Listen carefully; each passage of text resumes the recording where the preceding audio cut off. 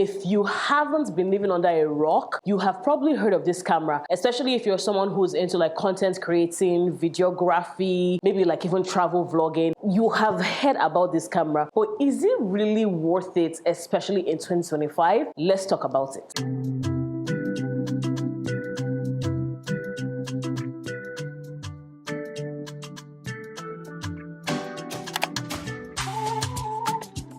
Hello beautiful people, what's up? Welcome back to my channel. Happy new month. Honestly, I cannot believe that we're in February. Like, where is the time running to? The next thing you know, it's be July and then it's be December. But anyways, if you are new to this channel, I am so excited that you're here. My name is Ella Harry. If you're not new, you already know you're the real MVP. Thank you so much for coming back. So in today's video, we're going to be talking about the DJI Osmo Pocket 3. Sometimes it sounds like a mouthful, but yeah, if you haven't heard about the Osmo Pocket 3, you are definitely living under a rock. This camera, everybody, their mothers, their dogs, all of them have been talking about this camera. Now, the real question is it really worth it? For some people, this might be a bit pricey. For other people, they're like, oh, maybe this is worth it. So in this video, I'm going to be doing a brief review of the camera because I've had the camera for a while now. I've had the camera since May, almost a year, low-key. So I'm going to be doing a review and we're going to talk about some of the features. I'm also going to be letting you know some of the things that people are saying about the camera, and then I'm going to be showing you my settings, like settings that actually makes it look like crisp or whatever. Because that's the thing, is sometimes people be buying cameras, but really and truly, like, they don't know how to use it. Like, it's not the camera, it's you. And I'm not even trying to be rude or anything, because you're just not using it right. And then you said that it's not working, like, make it make sense. Anyway, so that is what this video is going to entail, and then you can decide if it's worth it for you. You might finish watching this video and you're just like, actually, I'm not convinced. Or you might watch this video and be like, you know what, maybe I should give that a try. You get to decide if this is worth being in your gear bag or whatever you want to call it.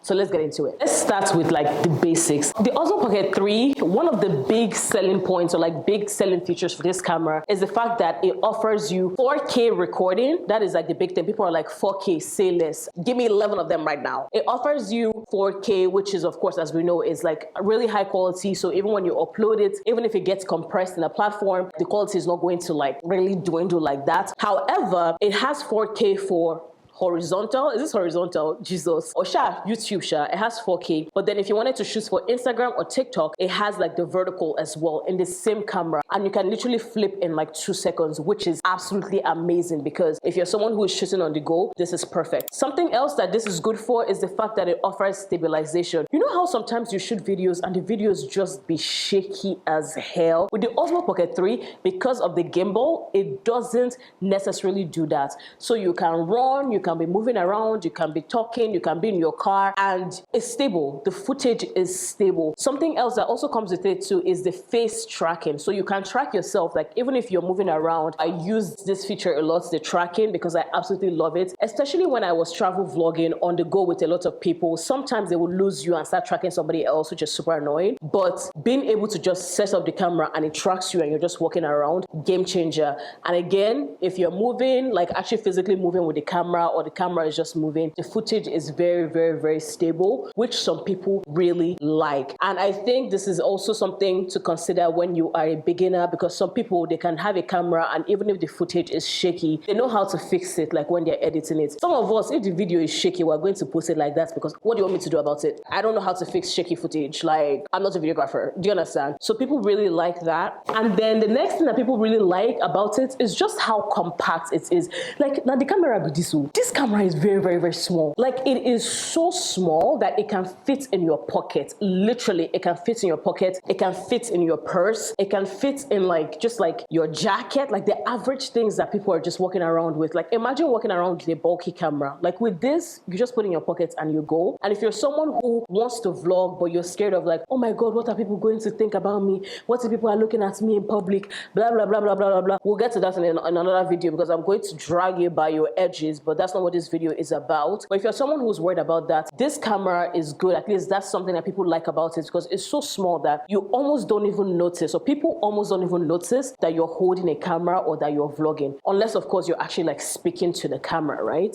So long story short, whether you are travel vlogging or you're even doing sit down YouTube videos like this, or you just wanted something like compact, like this camera offers you versatility, especially like the horizontal to vertical feature, like game changer. Something else to note is like if you're shooting at nighttime, it also has a nighttime feature that you can switch to, and I'll show you guys in a little bit, that you can switch to so that the footage is actually not dark. And honestly, like when you think about all the different features that it has, that is why people call this camera a game changer, especially for the price and how like small it is. Like there are bigger cameras that do stuff like that, but something this small can do all that. So people are like, yeah, like give me 14 of them right now. That being said, y'all already know that not everything is for everybody. Like some people are going to have criticisms. Some of the ones that I've seen, I'm just like, sis, I don't think it's the camera. I think it's the way you're using it too. Like some of them make sense. So for example, one thing that I've seen a lot is people saying that the screen is really small. Now I'm not going to lie, the screen is small, but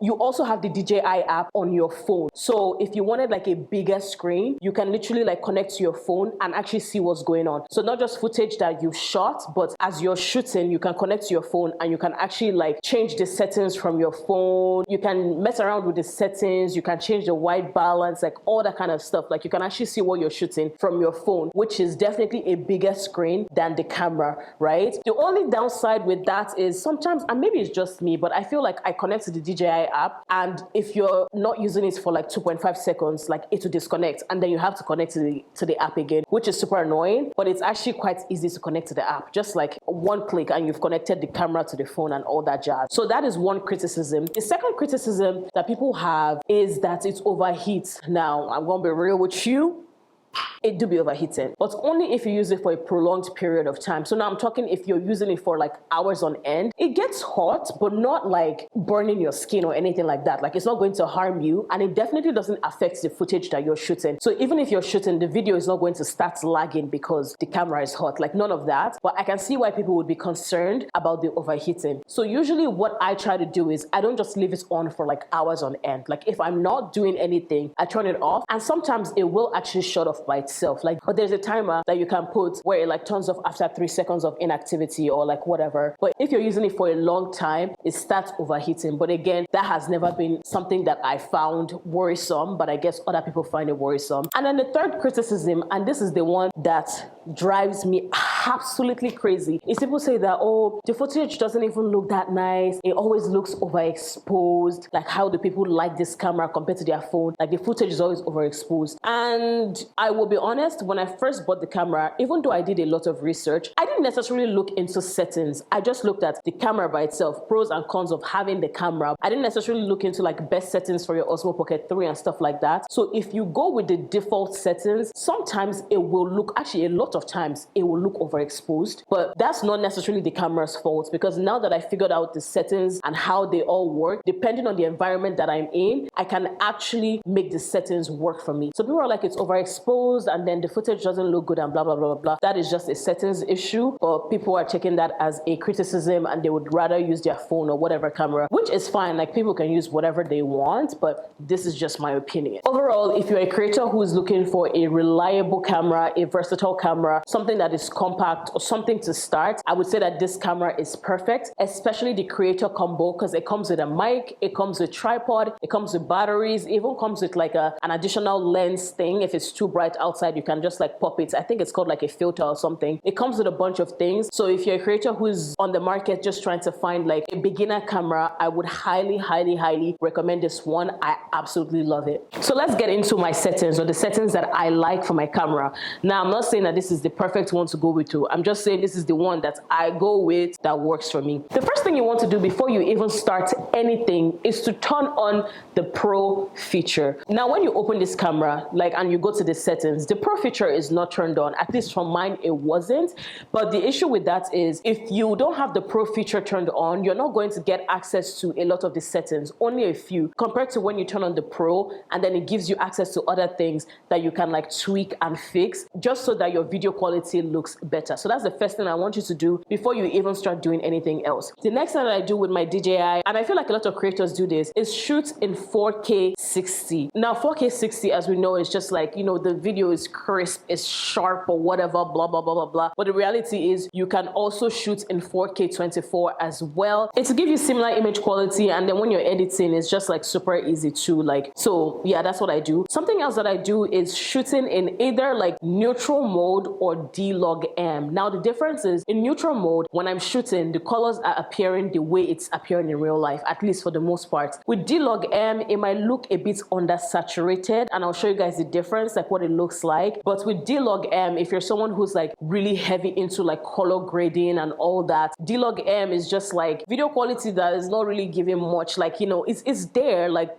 the video is good and everything, but you want to be able to add color and tweak and play around with it, and that's fine. So you can shoot in D-Log M. So sometimes I will shoot in D-Log M because I'm trying to learn how to color grade. So I do that on videos that I just want to like learn how to color grade, but not necessarily videos that I'm actually shooting to post, if you get what I mean. But 90% of the time with my DJI, I do shoot in neutral mode, and interestingly enough, I can still color grade the neutral mode footage, but it's just like D-Log M gives you like more flexibility in terms of like color grading and playing around with colors and stuff like that. So that's also something that you can do as well. And I think the default setting for this is actually the D-Log M. At least it was mine when I turned on my camera. I think it was D-Log M setting that was the default, I think. I don't remember now, but yeah. The next thing, and I think this is the biggest thing, is the exposure. So as I mentioned, people complain that the video is a little overexposed and it shouldn't look like that and blah, blah, blah, blah, blah. The reality is when you're shooting, and I've always known this even before I got my DJI, like with my regular camera, I don't actually put the exposure in like auto. I put it on manual because manual allows you to change the exposure as you go. So for example, I'm shooting inside right now. If I was to step out, I wouldn't want the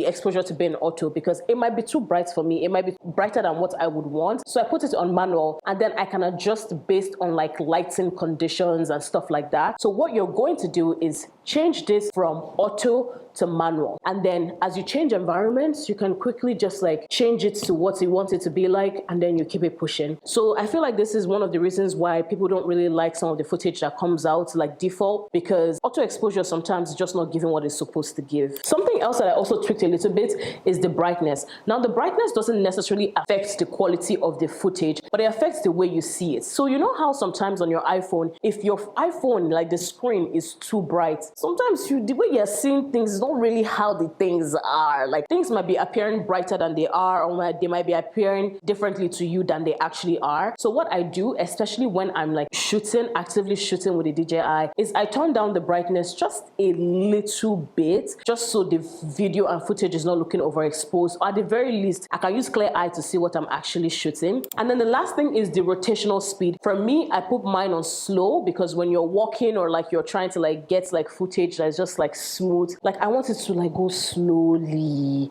Let's look cinematic. Default is also good as well, but I didn't really like what I was getting with the default. I find that I like the slow better because it just like, you know, it moves a little slowly, it rotates a little slowly, so the footage looks buttery smooth, which is what works for me. Overall, if I'm being honest, like my workflow with DJI is pretty smooth. I don't really do anything wild. These are just like a few tweaks that I made so that the camera could work for me and do exactly what I needed it to do. My workflow is like pretty basic. I got a high-speed SD card because apparently there are some memory cards that you can get that the footage will be lagging, like it's just really slow and blah blah blah blah blah. I found out during my research, so I got one that just doesn't affect that.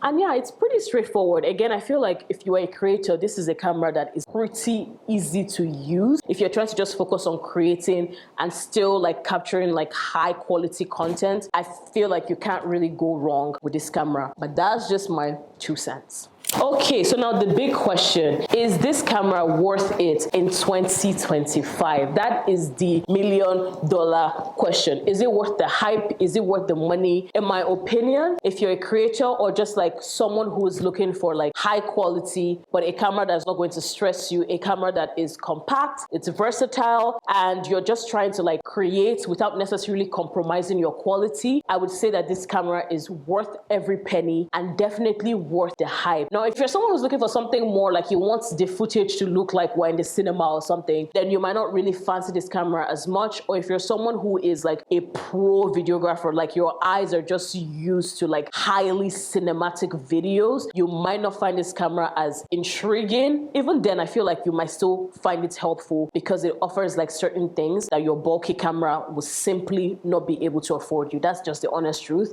And I think the fact that it can fit into anywhere, it's also a game changer as well, because I know that many creators, especially when they're starting out, they're really worried about, oh, how do I look? Oh, people are looking at me, or oh, I'm too shy to vlog in public and all that, which is understandable. But this camera allows you to do that without really overthinking, because it's so small. Like, I shot with this camera all over Europe. I went to Seattle, shot with it. I went back to the States. Like, I've traveled quite a bit to at least like 8 countries since I got this camera, and I've like filmed with it, shot with it. I didn't get any weird looks. Half the time people didn't even know it was a camera, and when they figured it out, they were like, oh my god, that is so cool. I've never seen anything like that. So long story short, I think it is worth every penny, and I think it is worth the hype in 2025. So if you're looking for a sign to say, should I buy this camera, should I not, this is your sign. Anyways, thank you so much for watching this video. Hopefully the video is not too long. If you found this video helpful, please give it a thumbs up and comment down below. Let me know, do you have this camera? Were you thinking of it? Or do you have it and you didn't like it? What didn't you like about it? Let me know. If you're not subscribed to my channel, I would love for you to subscribe. The goal is to hit